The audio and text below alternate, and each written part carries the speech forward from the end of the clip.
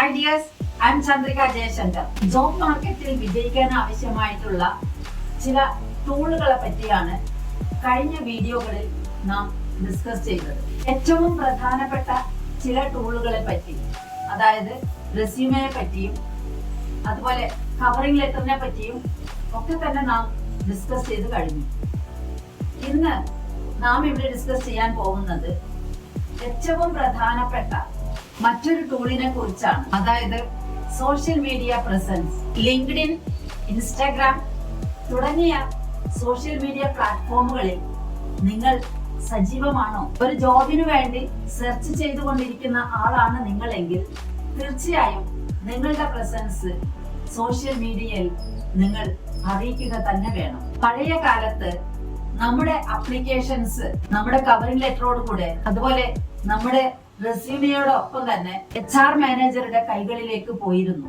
അങ്ങനെ HR manager തീരുമാനിക്കുന്ന അപ്ലിക്കേഷൻസിന്റെ ഉടമകൾക്ക് ഇന്റർവ്യൂവിനുള്ള ക്ഷണം ലഭിക്കുമായിരുന്നു. പക്ഷേ ഇന്നിപ്പോൾ അതല്ല അവസ്ഥ. നമ്മുടെ അപ്ലിക്കേഷൻസ് അത് റെസ്യൂമിയോടൊപ്പം അതുപോലെ തന്നെ നമ്മുടെ കവറിംഗ് ലെറ്ററിനോടൊപ്പം കമ്പനിയിൽ എത്തിച്ചേരുമ്പോൾ ആ അപ്ലിക്കേഷൻ സ്ക്രീൻ ചെയ്ത് കഴിയുമ്പോൾ അടുത്ത സ്റ്റെപ്പായിട്ട് വരുന്നത് സോഷ്യൽ മീഡിയ പ്രസൻസ്. യെസ്, നമ്മുടെ സോഷ്യൽ മീഡിയ പ്രസൻസ് എത്രത്തോളമാണ് എന്ന് പരിശോധിക്കുന്ന ഘട്ടമാണ്. They are expecting something more than what is available in your resume. റെസ്യൂമെയിൽ വളരെ കുറച്ച് സ്പേസ് ആണ് നമുക്ക് അവൈലബിൾ ആയിട്ടുണ്ടാവുക. മറിച്ച് സോഷ്യൽ മീഡിയയിൽ നമുക്ക് ധാരാളം സ്പേസ് അവൈലബിൾ ആണ്. അവിടെ നമുക്ക് നമ്മുടെ ഫുൾ പിക്ചേഴ്സ് പ്രൊഡ്യൂസ് ചെയ്യാവുന്നതാണ്. അതിനുവേണ്ടി നമ്മുടെ നല്ല ഒരു പ്രൊഫൈൽ പിക്ചർ ഉണ്ടാക്കുക എന്നുള്ളതാണ് നാം ആദ്യം ശ്രദ്ധ കേന്ദ്രീകരിക്കേണ്ട വിഷയം. ഒരു പ്രൊഫഷണൽ ആയി നിങ്ങൾക്ക് അവിടെ സംസാരിക്കാം. You can share your expertise, your experience, your achievements and your accomplishments, your project works, your voluntary works and everything, anything and everything. It should be a complete profile. അതല്ലെങ്കിൽ you lost your chance.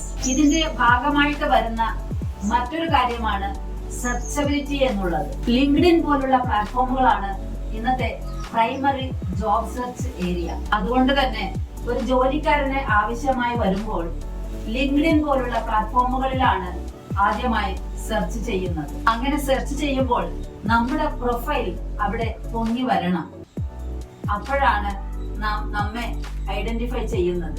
അങ്ങനെ searchable ആവാൻ നാം എന്ത് ചെയ്യണം?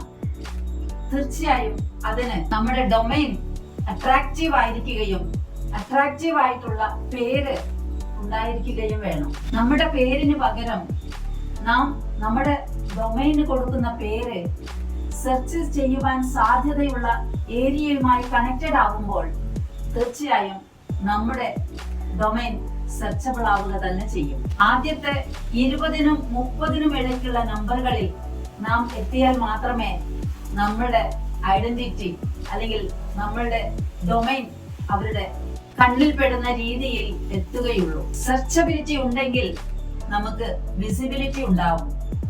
അപ്പോൾ തീർച്ചയായും LinkedIn തന്നെ നമ്മളെ പ്രൊജക്ട് ചെയ്യുന്നതായിരിക്കും. നല്ല ഒരു ഫോട്ടോ അഥവാ നല്ല ബയോ ഇമേജ്, അതുപോലെ തന്നെ നമ്മുടെ എഡ്യൂക്കേഷൻ, എക്സ്പീരിയൻസ് എന്നിവയെല്ലാം തന്നെ അപ്ഡേറ്റ് ചെയ്തുകൊണ്ടേയിരിക്കണം. അങ്ങനെ അപ്ഡേറ്റ് ചെയ്തില്ല എങ്കിൽ നിങ്ങളുടെ പ്രൊഫൈൽ ഓപ്റ്റിമൈസ്ഡ് അല്ല. പ്രൊഫൈൽ സെർച്ച് ചെയ്യുമ്പോൾ നിങ്ങൾ വിസിബിൾ ആയില്ല എങ്കിൽ ഇന്റർവ്യൂവിനെ വിളിക്കാനുള്ള നിങ്ങളുടെ ചാൻസ് നഷ്ടമാകും. സോ പ്രൊഫൈൽ അപ്ഡേറ്റ് ചെയ്തുകൊണ്ടേയിരിക്കുക. സോഷ്യൽ മീഡിയയിൽ സെർച്ചബിൾ ആവുക, വിസിബിലിറ്റി ഉള്ള ആളാവുക. Then you have a bright chance ahead of you. All the best to everyone who is trying to find out a job.